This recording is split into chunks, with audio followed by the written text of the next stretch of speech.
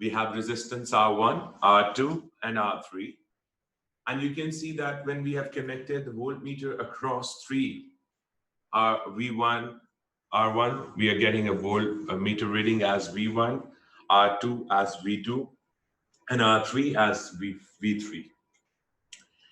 And if I'll consider that the resistance of R1 is the least and the resistance of R3 is the most, then you can see that the potential difference across V3 is going to be the most, the least is across R1. The reason behind this is very simple. क्या reason है इसके पीछे? ये reason ये है कि potential difference is basically work done in driving 1 coulomb charge between 2 points in a circuit. And if we are talking about 1 coulomb charge, so the more the resistance, the more the work is needed to be done. And the lesser is the resistance, the lesser the work needed to be done. Now, if we look at R1, it has the least resistance and R3 has the most resistance. That means that the work done in driving 1 coulomb charge through R1 is going to be the least, and to R3 is going to be the most. And considering that point, हमने यहाँ पे लिख दिया है कि R1 का resistance के accordingly उसके पास जो share आया है total potential difference का, which is 12 volts, उसमें से 3 volts जो है वो R1 के across है, 4 volts जो है वो R2 के across है, 5 volts जो है वो R3 के across है. ठीक. So हमने सबसे पहले इस point को देख लिया. अब क्योंकि करंट चार्ज के पास फ्लो करने के लिए कोई और रास्ता नहीं है, तो उसके पास एक ही रास्ता है. इसका मतलब है that current through each resistor is going to be same. अब एक और पॉइंट नोट करना है आपने कि जब हमने 12 वोल्ट्स लिखा था, तो ये 12 volts 3 + 4 + 5 will make up 12 volts. And potential difference हमारे पास क्या आता है कि मैंने जब यहाँ पे आपको मेंशन करके दिया है, तो आप देख सकते हैं एट दिस पॉइंट, जिसको मैं यहाँ पर दोबारा से एक दफा येलो पार्ट से अंडरलाइन करूंगा. This part, this is the potential difference.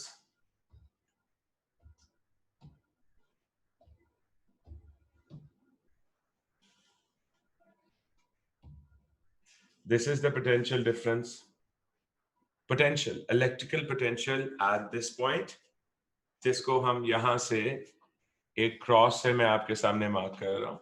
At this point, the electrical potential is plus 12 volt, which means that 12 joules of electrical energy is possessed by 1 coulomb of charge at this point. So when this charge is driven through R1 और ये दूसरी तरफ आ जाता है, तो इसके पास रह जाते हैं 9 joules of electrical energy. So that means that this side has a potential, this point has a potential, electrical potential of 9 volts. So now, if I want to find out the potential difference, the potential difference क्या हो जाएगा? 12 minus 9, which makes up 3. So हमने यहाँ पे देख लिया कि अगर हमारे पास एक रेजिस्टर के अंदर से ड्राइव होने के बाद चार्ज के पास 12 वोल्ट से यानी 12 जूल्स से और अब रह गए 9 वोल्ट्स यानी 9 joules. So now the difference in the electrical potential of the 2 points is 12 minus 9 means 3 volts. Now what this 3 volt means?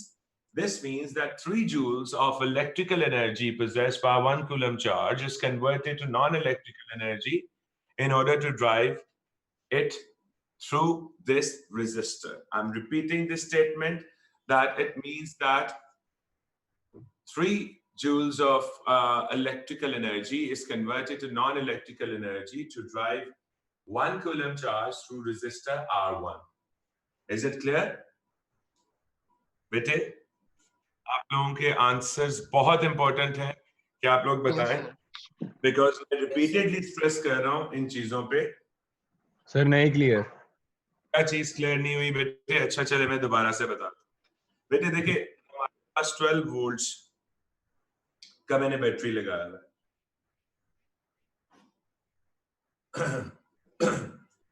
जी जी जी. अच्छा देखिए बेटे, मैंने यहाँ पे 12 वोल्ट्स का एक पावर सोर्स लगाया है।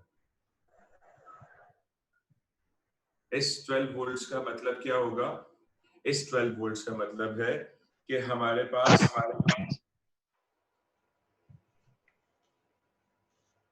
अच्छा देखिए बेटे, हमारे पास 12 वोल्ट्स की पावर सप्लाई है। इसका मतलब है कि 12 जूल्स नॉन इलेक्ट्रिकल से इलेक्ट्रिकल में कन्वर्ट करके 1 कूलम चार्ज को हैंड ओवर कर दिया जाएगा। बेटे जिसने कहा था समझ नहीं आया, मैं उसे शुरू से समझा रहा हूँ।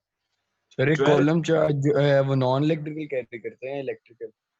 नहीं बेटे देखो, आप सारी पिछले लेसन्स भूले हुए हो। बड़े अफसोस की बात लग रही है मुझे, वैसे दिल में हर्ट किया है मुझे, लेकिन मैं फिर भी बता रहा हूँ दोबारा से कि बेटे एक सिंपल सा कॉन्सेप्ट है, एक दफा दोबारा सुन लो। मैं चाहता हूँ कि आप लोग इलेक्ट्रिसिटी जब करके निकले ना तो पूरी जिंदगी याद रखें इलेक्ट्रिसिटी कैसे। अच्छा देखो, मैं ये रिपीट कर रहा हूँ आपके लिए बेटे कि 12 वोल्ट्स का मतलब ये होता है कि इसको जब भी इसमें से 1 कूलम चार्ज निकलेगा, ये अपने अंदर जो नॉन इलेक्ट्रिकल एनर्जी अवेलेबल है,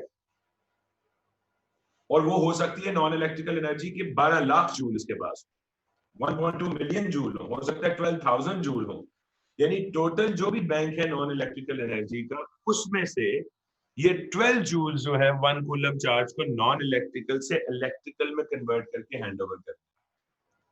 और 1 कूलम चार्ज उस एनर्जी को यूज करके वर्क डन करके इस पूरे सर्किट से चलेगा। अब वो वर्क डन तो तब करेगा ना जब उसको खर्च करने की जरूरत है। Musa just give me a second. तो ये वर्क डन तो तब करेगा ना जब उसके रास्ते में कोई रुकावट आएगी। अब कोई रुकावट है ही नहीं जब तक हम मान रहे हैं कनेक्टिंग वायर्स हैं। कनेक्टिंग वायर्स का मतलब होता है दैट रेजिस्टेंस इज जीरो। हम अज्यूम करते हैं that the resistance of connecting wire is zero. तो रेजिस्टेंस ही नहीं होगा तो वर्क डन भी नहीं होगा। That simple. Is it clear? अब हम आते हैं नेक्स्ट पॉइंट पर कि इसने 1 कूलम चार्ज को इस पॉइंट पर 12 जूल्स की इलेक्ट्रिकल एनर्जी दी हुई है जब 1 कूलम चार्ज यहां से निकले। क्लियर है ये बात? अब जब 1 कूलम चार्ज इधर से इस पॉइंट तक आया है, जिसको मैं दोबारा से डबल अंडरलाइन कर रहा हूं, तो क्या उसकी कहीं एनर्जी खर्च हुई थी? बेटे बताएं आप, जो मेरे से पूछ रहे हैं, समझ नहीं आया? बच्चे प्लीज बोलना है आपने। जी सर नहीं वो नेट अनस्टेबल था। स्टेबल था ना, इसकी एनर्जी कहीं खर्च नहीं हुई। अब आते हैं नेक्स्ट पॉइंट पर। जब इस 1 कूलम चार्ज को R1 से पास करना था तो R1 इसे गुजरने नहीं दे रहा था। इसने जोर जबरदस्ती की, अपनी एनर्जी खर्च की, वर्क डन किया और R1 में से गुजरा। और जब R1 में से गुजरा तो इसके पास पीछे रह गए 9 जूल्स। इसका मतलब है कि जब ये अबाउट टू एंटर R1 था, इसके पास 12 वोल्ट्स की इलेक्ट्रिकल पोटेंशियल थी।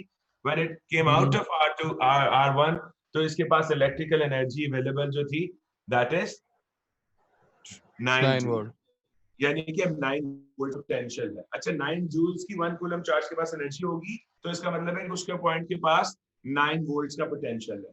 12 जूल्स की एनर्जी होगी इलेक्ट्रिकल एनर्जी, तो इसका मतलब है इसके पास 12 वोल्ट्स इलेक्ट्रिकल पोटेंशियल। अब मुझे बताएं कि वोल्ट मीटर एक ऐसा कंपोनेंट है जो बताता है कि when charge is about to enter what is its electrical potential at that point, and when it left that component what is its electrical potential at that point.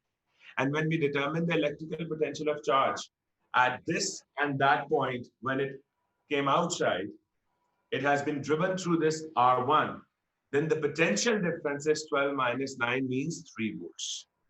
ठीक है? तो तब पोटेंशियल डिफरेंस हमारे पास क्या आया?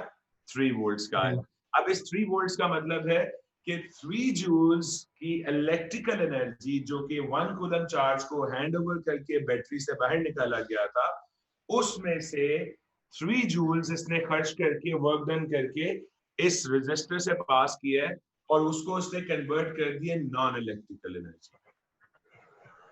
बात समझ में आई बेटा? जी गुड। इसी तरह ही R2 के अक्रॉस इसने 4 जूल्स की इलेक्ट्रिकल एनर्जी नॉन इलेक्ट्रिकल में कन्वर्ट कर दी है। R3 में इसने 5 जूल्स की इलेक्ट्रिकल एनर्जी नॉन इलेक्ट्रिकल में कन्वर्ट कर दिया. So this has happened. जी मूसा, अब आपका क्वेश्चन था, प्लीज पूछ लें ताकि मैं आगे चलूं. Musa, you raise your hand. Musa बेटे.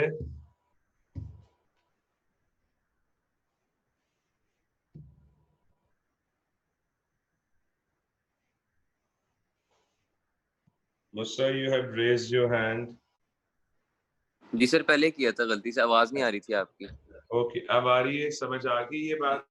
अब हम इसके यहाँ पर फॉर्मूला डिराइव करने जा रहे हैं. देखो, अब हम यहाँ पे एक पॉइंट्स जो मैंने अभी आपको बताए हैं, first of all I am going to write those points. Current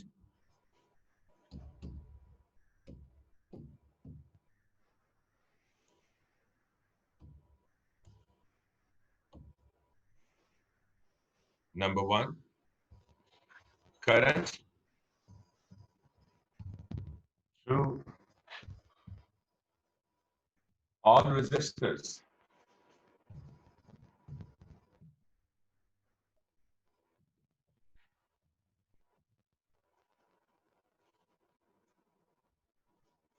ठीक है.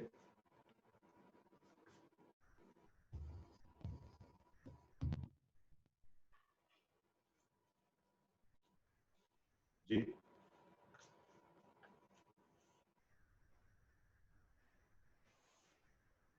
ठीक.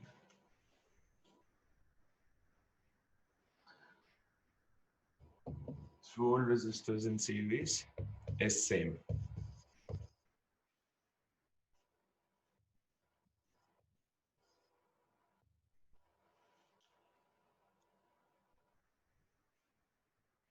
Second point, potential difference. I'm writing it as PD across each resistor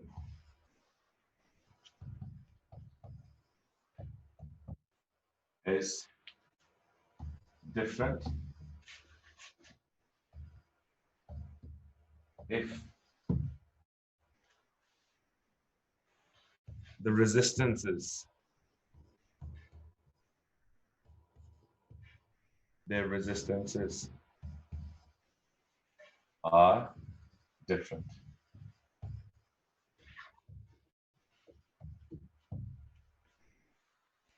Next point पे आते हैं.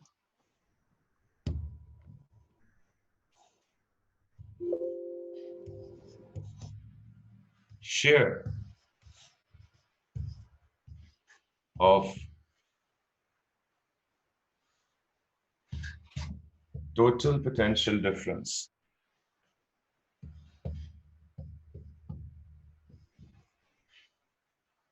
that appears across each resistor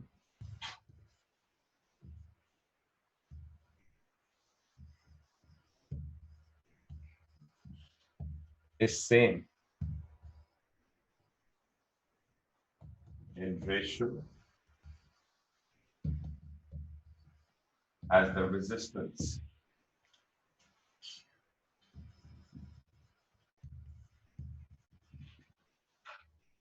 of each resistor.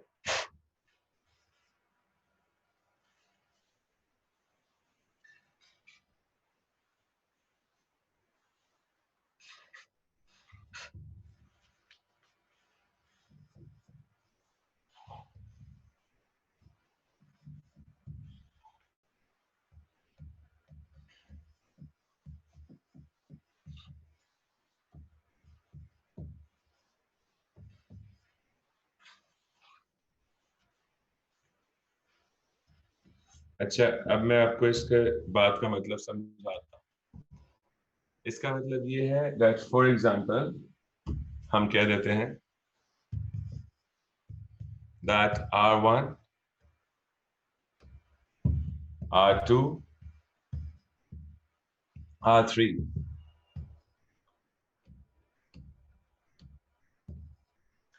are in ratio 1:2:3. It means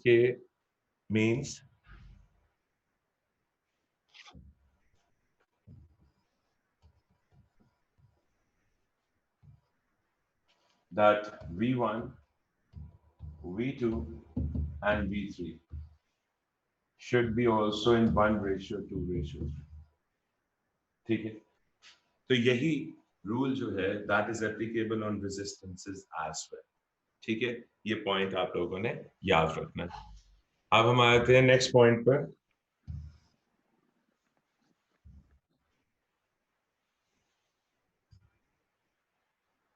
अभी अभी मैंने बोला that V1, VT जो भी होगा, V1, V2, V3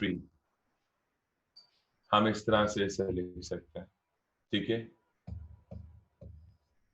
and this demonstrates something very important I'm mentioning over here, that resistors in series, it's the same thing, कोई फर्क नहीं होता. मैं इधर लगा देता हूं.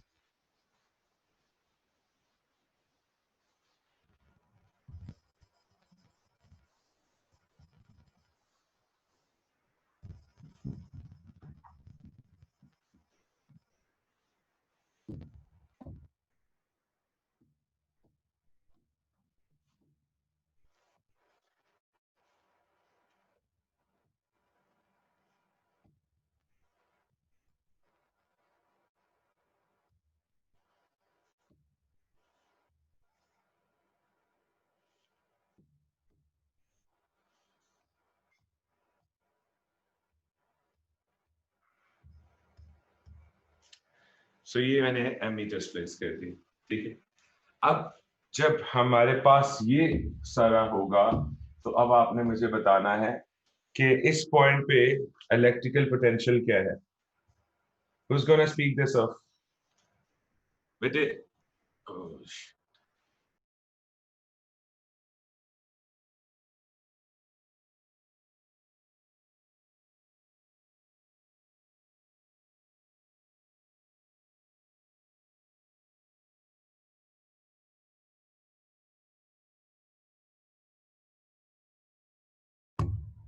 बेटे आप लोग मुझे सुन सकते हैं? Yes sir. सॉरी, मैं बोल रहा था बट वो माइक एकदम से डिस्कनेक्ट हो गया हुआ था मेरा. सो आई थिंक कि पहले आप लोगों को मेरी आवाज नहीं आ रही थी. कितनी देर हुई है आपको मेरी आवाज ना आते हुए? 20 मिनट हो. नहीं यार, इतना आ रही थी सर आवाज. सर आ रही थी सर आवाज. सर आ रही थी. 20 मिनट हो आ रही गए थी हैं. सर मुझे तो आ रही थी. अच्छा मुझे ठीक भी है. आ रही थी सर. मुझे भी आ रही थी. अच्छा, 2 थैंक मिनट यू. तो है. अच्छा देखिए, हमने ये बनाया, मुझे बताएं कि एट दिस पॉइंट हमारे पास पोटेंशियल क्या होना चाहिए जहां पे मैंने प्लस लिखा है. 12. वेरी गुड, शाबाश बेटे. अच्छा, इस पॉइंट पे जहां पे मैंने ये पहला एक्स लिखा हुआ है, इस पॉइंट पे हमारे पास पोटेंशियल क्या होनी चाहिए? 12. Very good. और ये जो दूसरा पॉइंट है हमारे पास, इस पॉइंट पे पोटेंशियल क्या होनी चाहिए? At over here. बेटे इस पॉइंट पे जरा सोच, मैंने अंडरलाइनिंग को देखे, इस पॉइंट को जो मैं अंडरलाइन कर रहा हूं, इस पॉइंट. 12. बेटे हौसला बेटे, कुछ हो गया मेरे बच्चे को. आज इतने अच्छे प्यारे बच्चे, मैं इनकी तारीफें करता हूँ, आज इनको कुछ हो रहा है. बेटे 0 वोल्ट्स है. अगर एक साइड पे 12 वोल्ट्स है तो दूसरी साइड पे 0 वोल्ट्स है. तो अंडरलाइन वाला पार्ट जो है, ये वाला पार्ट जिसे मैं और ज्यादा थिक कर रहा हूँ इस रीजन पे, ये वाला पार्ट किस जगह पे कनेक्टेड है? ये वाला पार्ट हमारे पास है 0 से कनेक्टेड. तो ये 0 वोल्ट पे कनेक्टेड है. इसका मतलब है कि इस साइड की इलेक्ट्रिकल पोटेंशियल क्या होगी? 0 वोल्ट. अब सर जी बेटे पूछे. सर ये मैंने कंफर्म करना था सर, लेकिन जो पैरेलल होता है उसके अंदर इलेक्ट्रिक पोटेंशियल डिफरेंस सेम नहीं रहती थ्रू आउट द सर्किट. पहले पहले मेरी पूरी बात ही तो सुने. आपको याद रखना है कि आप जिस भी इलेक्ट्रिकल पोटेंशियल को टच करते हो ना, आप उसी इलेक्ट्रिकल पोटेंशियल पर आ जाते हो. तो जो साइड 12 को टच करिए वो साइड 12 पर है, जो साइड 0 को टच करिए वो साइड 0 पर है. अब ठीक है. नेक्स्ट पॉइंट पे आते हैं. अब देखें ये वाली साइड किस तरफ टच कर रही है? 12 को. 12 को टच कर रही है ना ये साइड. इसका कि इस साइड की इलेक्ट्रिकल पोटेंशियल क्या होगी हमारे पास 12 वोल्ट। अब आप बताएं यहां पर ये वाली साइड किसको टच कर रही है? इधर हमने मान लिया +12 वोल्ट से। अब देखें ये वाली साइड किसको टच कर रही है? 12 वोल्ट 12 वोल्ट भी। इस साइड की इलेक्ट्रिकल पोटेंशियल हमारे पास क्या हो जाएगी? 12 +12 वोल्ट। वोल्ट्स। अब आते हैं ये भी इसी तरह ही 12 वोल्ट को टच कर रही है, तो इस साइड की इलेक्ट्रिकल पोटेंशियल भी क्या हो जाएगी? +12। 12 वोल्ट। अब आप देखें ये वाली साइड 0 को टच कर रही है, तो इस 0 साइड वोल्ट होगा। पोटेंशियल क्या हो जाएगी? 0 0।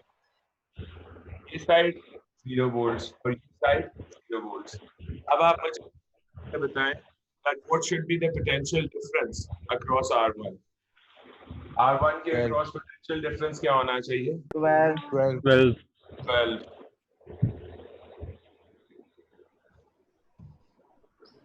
इसके across क्या होना चाहिए? 12। 12 इसके across क्या होना चाहिए? 12। Now, 12 this thing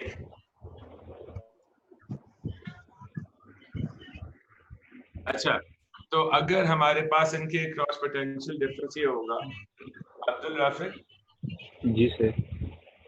अभी अपनी प्यारी सी बात है दोबारा बोल के दिखाओ 12। तो मैंने तो लिया 12 12 बड़ी प्यारी आवाज है, मैं तो सोच रहा हूँ उसे एक दफा सिंगिंग का मौका दूं जिंदगी में। नहीं सर। हाँ हाँ यार, जो भी बोल रहा था अब्दुल राफिक, आप नहीं है, मैंने देखा नहीं है, जो भी बोल रहा था बड़ी प्यारी आवाज है उसकी, बड़ी सुरीली सी आवाज जी। है। नहीं वैसे अगर वो मैं I can give you a chance for that. नहीं सर। नहीं मैं आपकी बात नहीं कर रहा हूँ जिसने बोला है, I am not pointing to you, don't worry, मैं उस प्यारे से बच्चे को बोल रहा हूँ जिसने बोला है, ठीक है। सो द पॉइंट इज कि हमारे पास हर एक रेजिस्टर के अक्रॉस 12 वोल्ट्स है, और ये वो रीजन है, आप लोगों को हमेशा बताया जाता था ना कि when resistors are connected in series तो उनके अक्रॉस पोटेंशियल डिफरेंस जो होता है वो डिफरेंट होता है, and when resistors are connected in parallel जो पोटेंशियल डिफरेंस होता है वो सेम होता है, ठीक है। yes तो हमारे पास अच्छा, तो हमारे पास ये पॉइंट बोला जी बेटे।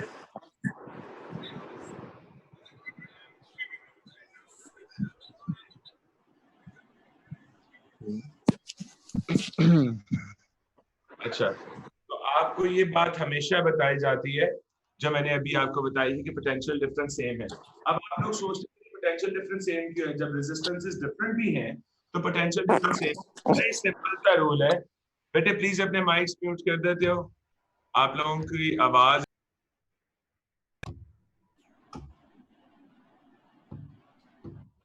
अच्छा, अब यहाँ पे आते हैं कि पोटेंशियल डिफरेंस जो है वो सेम क्यों है? पोटेंशियल डिफरेंस सेम इसलिए है क्योंकि हर एक रेजिस्टर इस साइड से देखा जाए तो वहां से भी वो ऐसे ही कनेक्टेड है 12 वोल्ट से, और इस साइड से 0 से, इस साइड से देखें 12 वोल्ट से, इस साइड से 0 से, इसको देखें इस साइड से ये 12 वोल्ट पे है और इस साइड से ये 0 पर है। So when we calculated the potential difference across each resistor, it comes out to be same. Now, what this means?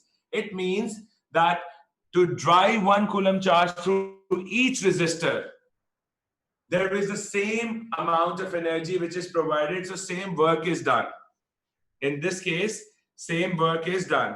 That means that you are going to say कि हमारे पास resistance R1 ज्यादा हो और या कम हो, और रेजिस्टेंस R2 उससे ज्यादा हो या कम हो, या R3, यानी कि assuming कि R1 हमारे पास let's say least है, so when we are saying that R1 is least, R2 is then comes greater than R1 and R3 is the most, लेकिन फिर भी जब हम बात करेंगे तो हम यही कहेंगे कि हर एक के अंदर से 1 कूलम चार्ज को पास करने के लिए सिर्फ 12 जूल्स का वर्क डन करना अलाउ है, ठीक है। तो 12 जूल्स का वर्क डन करना अलाउ होगा।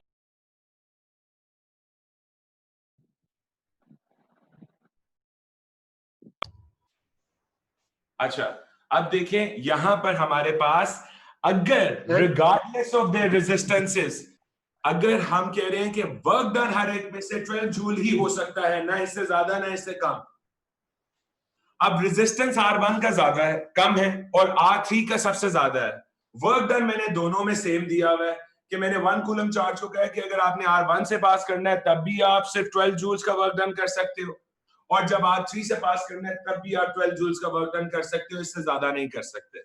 R1 का रेजिस्टेंस कम है, R3 का रेजिस्टेंस ज्यादा है। मुझे बताएं कि चार्ज की स्पीड कहां पर ज्यादा होगी, R1 में, R3 में? R1 इस बात से यस सर। ठीक है, तो बेटे अगर हम देखें कि R1 की स्पीड सबसे ज्यादा होगी तो इसका मतलब ये हुआ कि सबसे ज्यादा करंट जो है वो R1 से पास करेगा, क्योंकि the more the speed the larger the current, और सबसे कम करंट जो है वो R3 से पास करेगा। सर ये जो फिर जो 12 वोल्ट्स जो है वो हर रजिस्टर से जाएंगे, 12 वोल्ट से जाएंगे, डिवाइड होकर नहीं जाएगी एनर्जी। सॉरी अब्दुल्ला, आपने क्वेश्चन पूछा बेटे अभी? नहीं सर। हाँ जी, फिर मैं कह रहा हूँ कि जो भी रजिस्टर होगा उसे हमें तीनों क्वेश्चन बेटे 12 वोल्ट्स जाते नहीं है, 12 वोल्ट जो होते हैं बेटे आपको बहुत दुख हो गया है सुन के।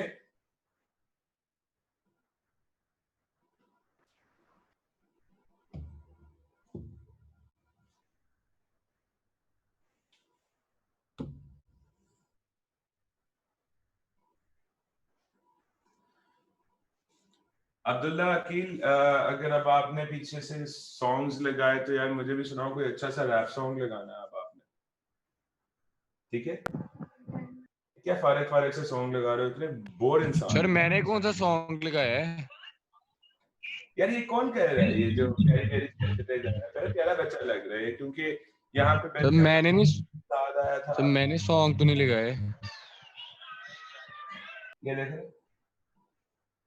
ये कोई एकदम से पीछे आवाज सी आ रही है बड़ी अच्छी अच्छी। मैं कुछ बुरा तरीके से तो नहीं कह रहा यार, मैं तो बड़ा मजा कर रहा हूँ, एंजॉय कर रहा हूँ आज क्लास। अच्छा अच्छा चलो छोड़े, अगर मैंने किसी का गलत नाम ले लिया तो आई अपोलोजाइज टू दैट पर्सन। बहरहाल अच्छा साद, आपको मैं जवाब दे रहा था, सॉरी आपका क्वेश्चन चल रहा था, तो द क्वेश्चन वाज कि हर एक में से 12 वोल्ट जाएगा, तो बेटे please don't use the term जाएगा, ये बात नहीं आपने यूज करनी। Always use the term potential differences across it. हर एक रेजिस्टर के अक्रॉस 12 वोल्ट के पोटेंशियल डिफरेंस का मतलब है दैट हर रेजिस्टर में से 1 कूलम चार्ज को पास करने के लिए जो एनर्जी अलाउड है, जिसको वो नॉन इलेक्ट्रिकल से नॉन इलेक्ट्रिकल में कन्वर्ट करके वर्क डन कर सकता है, वो 12 जूल्स की है। इट्स जस्ट लाइक कि मैं आपको 2 रोड्स पे जाने के लिए कह देता हूं और मैं कहता हूं कि इन दोनों रोड्स के जब आपने एंड तक पहुंचना है तो आपने जो फ्यूल खर्च करना है वो दोनों में एक ही जितना होना चाहिए। यानी कि जहां पर आपके पास एक रोड ए है, दूसरी रोड बी है, तो दोनों में फ्यूल जो आपने खर्च करना है वो एक जितना होना चाहिए। तो ये जो फ्यूल का खर्च करना है इसको हम पोटेंशियल डिफरेंस कहते हैं। सपोज करो कि आपके फ्यूल टैंक में एक्चुअली में 40 लीटर्स का फ्यूल है, यानी कि टोटल फ्यूल टैंक में 40 लीटर्स है, और मैंने आपसे कहा कि जब आप 2 रोड्स पर जा रहे थे, ए पे तब भी 40 लीटर था और बी पे तब भी 40 लीटर्स था, तो जब आप एंटर होने लगे उस रोड पे तो आपके पास कितना था? 40 लीटर्स। अब जब आपने उन दोनों रोड्स को क्रॉस कर दिया तो आपके पास बचा है 28 लीटर्स। इसका मतलब है कि आपने 40 माइनस 28 मींस 12 लीटर्स जो हैं उन दोनों रोड्स पर खर्च किए हैं, और मैंने आपको यही अलाउ किया था। तो जितना फ्यूल खर्च करोगे उतनी एनर्जी खर्च होगी, उतना वर्क डन आप कर सको। सर आपकी बात समझ आ गई, आप क्या कहना चाह रहे हैं, लेकिन सर अगर ये सर ये मुझे बात समझ नहीं आ रही कि कैसे एनर्जी है ही 12 वोल्ट, वो 3 जगहों से कैसे पास कर सकती है? अगर सर 40 लीटर पेट्रोल है। बच्चे 12 वोल्ट का एनर्जी बैंक 12 वोल्ट का नहीं है। एनर्जी बैंक तो मैंने आपसे पहले ही बोला था कि 1000 वोल्ट भी हो सकता, 1000 जूल भी हो सकता। अच्छा, ये चीज कंफ्यूज कर रही थी सर मुझे। अच्छा, बस ये बात मैं कह रहा था। अब आप लोगों ने खुद से मुझे सही तरह से बता दिया है कि करंट जो है वो हर एक में डिफरेंट होगा, क्योंकि चार्ज की स्पीड डिफरेंट होगी। ऑब्वियसली अगर आप 12 लीटर फ्यूल खर्चते हैं एक ऐसी रोड पे जहां पे ट्रैफिक जैम्स कम है, वहां पे आपकी स्पीड ज्यादा होगी, और जहां पर ट्रैफिक जैम ज्यादा है वहां पे आपकी स्पीड कम होगी। And speed of charge is current. तो अब हम आते हैं इस पॉइंट के ऊपर, नेक्स्ट पॉइंट पे, कि now we are going to write that current in each case is going to be different. तो हमारे पास जो करंट है हर केस में वो यहां पर डिफरेंट है। ठीक है, तो समझ आ यहाँ गया। पे लिख देते हैं कि इस जगह से करंट जो है that is I1, इस जगह से करंट जो है that is I2, और इस पॉइंट से करंट जो है that is I3, और यहां से जो करंट आ रहा था that is the total current and I'm marking it as IT। ठीक है, तो ये आपने दूसरा पॉइंट इस पे याद रखना है। अब इस पॉइंट के accordingly I'm going to show you the formula कि कैसे हम डिराइव करते हैं। देखिए, इसमें हम अप्लाई करते हैं law of conservation of charge. Law of conservation of charge, VIT total current हमेशा डिवाइड होगा, सो हमारे पास ये पार्ट आ जाएगा V over R1 T, V over R1, V over R2,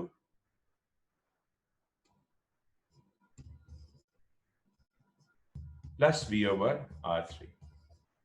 अब क्योंकि पोटेंशियल डिफरेंसेस सब में सेम थे, तो अकॉर्डिंग टू दैट हमने ये कैंसिल आउट कर दिए इस पॉइंट से। तो हमारे पास फाइनली जो फॉर्मूला रह गया वो आ गया है 1 over RT is equal to 1 over R1 plus 1 over R2 plus 1 over R3। तो नेक्स्ट क्लास में आपके पास मैं सिर्फ कॉम्बिनेशंस करवाऊंगा कि what are the combinations of series and parallel, उसके क्वेश्चंस। ठीक है, आज मैंने आपको सिर्फ ये बातें समझाई हैं और इनके फॉर्मूले आपको डिराइव करके दिए हैं। ठीक है, और नेक्स्ट क्लास में हम इसी के क्वेश्चन सारे करेंगे, जैसे हमने पहले ओहम्स लॉ के क्वेश्चंस को स्टडी किया। ठीक है बेटे? सर मैंने आपसे एक चीज पूछनी है दो बातें बेटे पूछो। सर कि जब ये करंट फ्लो करता है ये तार से, सर जब वायर से करंट फ्लो करता है सर्किट के अंदर, तो सर आपने कहा था कोई उसमें एनर्जी यूज नहीं होती, तो सर फ्रिक्शन से एनर्जी नहीं जाया हो सकती अगर वो फ्रिक्शन। मैंने आपको सॉरी बेटे, मैंने आपको शुरू में एक बात बताई थी कि आप लोगों के लेवल पर हम ये कंसीडर कर रहे हैं कि अज्यूम करना है कि कोई एनर्जी यूज नहीं होगी, बट एक्चुअली में एनर्जी यूटिलाइज हो रही होती है, और कुछ ना कुछ पोटेंशियल डिफरेंस, कुछ ना कुछ एनर्जी का लॉस जो है वो वायर्स के अक्रॉस भी हो रहा होता है। सही, मतलब फ्रिक्शन के थ्रू भी होती है वायर्स में। जी जी वो होती है, लेकिन आपने वो लेवल पे वो कंसीडर नहीं करना पॉइंट। ठीक बस सर, इतना। ठीक। एनी अदर क्वेश्चन बेटे? No sir.